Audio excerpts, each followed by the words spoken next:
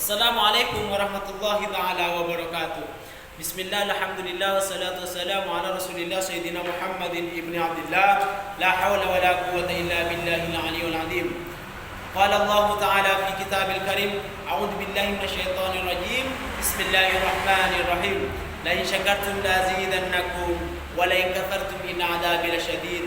Qala an-nabiy sallallahu alaihi wasallam, utlubul ilma minal mahdi ilal lahdi. Amma ba'du, pada siang hari ini saya selaku anggota PM2 yang diberikan amanah oleh kampus IAIN Madura untuk melaksanakan pengabdian yang dilakukan secara rutinitas setiap tahunnya, yakni ketika menginjak pada semester 7. Nah, itulah amanah yang diberikan oleh kampus IAIN Madura. Semoga saya selaku anggota PM2 bisa menjalankan amanah dengan baik dan selalu menjaga marwah IAIN Madura, karena kami beserta kawan-kawan, beserta teman-teman memang benar-benar dibimbing untuk menjadi seorang pendidik, untuk menjadi seorang yang bisa bertanggung jawab. Yakni dengan adanya PM2, saya haturkan dan saya banyak ucapkan terima kasih, karena dengan adanya pengabdian ini kami bisa mengetahui terkait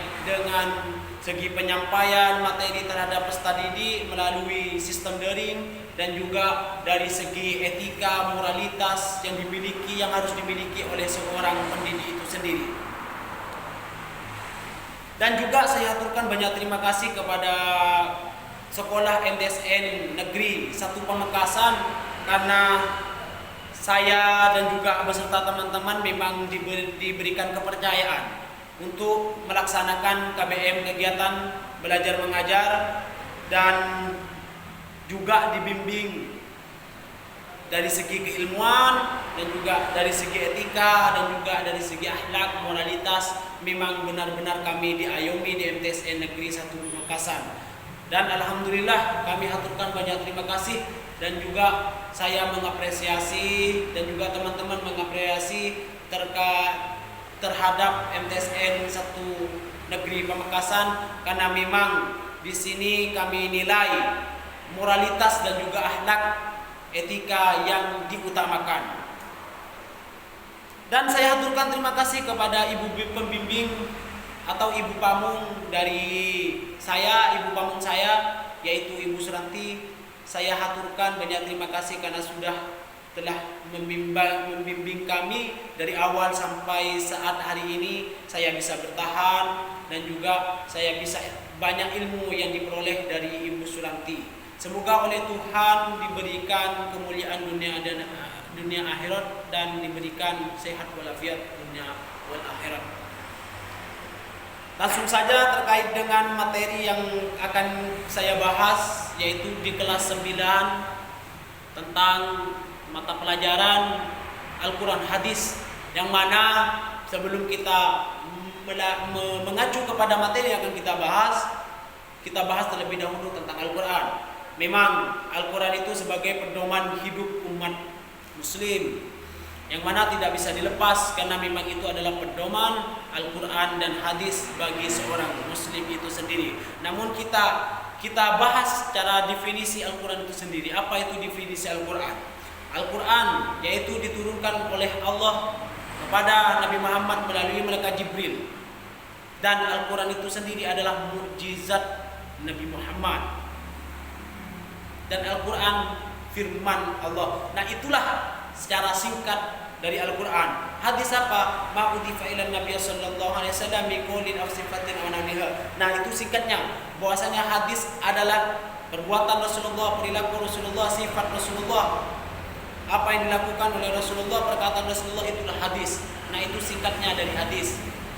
Namun di dalam materi ini membahas terkait dengan tajwid, karena memang kita belajar tajwid itu fardu kifayah, yang mana ketika ada suatu desa tidak belajar dan tidak mengetahui tentang Al-Quran, tidak mengetahui tentang tajwid, cara baca Al-Quran, maka satu kampung itu akan dosa. Namun ketika ada satu orang di desa itu mengetahui tentang bacaan Al-Quran, membaca Al-Quran dari segi tajwid yang ditentukan, dan menjadi syarat-syarat ketika kita membaca Al-Quran, maka tidak akan dosa satu kampung. Namun hadis ada yang mengatakan man qara'an min kitabillahi falahu hasanatun wal hasanatu bi asyri amsalha. Wal qardu bisa manata asyarun.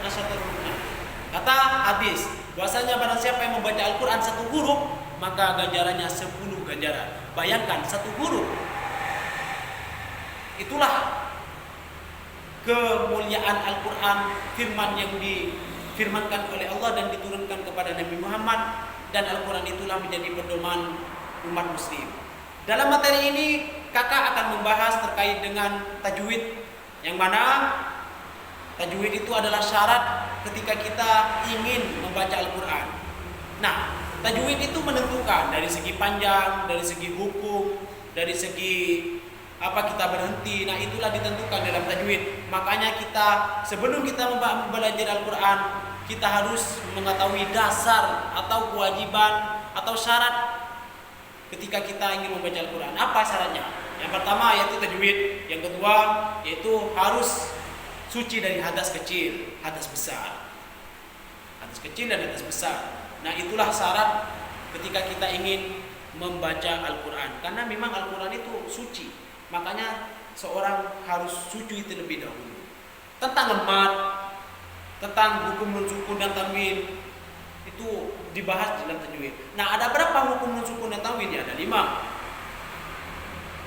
Lalu kemudian di dalam mat ada berapa? Ada 2. Dari segi macamnya, dari segi apa dan lain-lain itu dibahas di dalam bukunya masing-masing.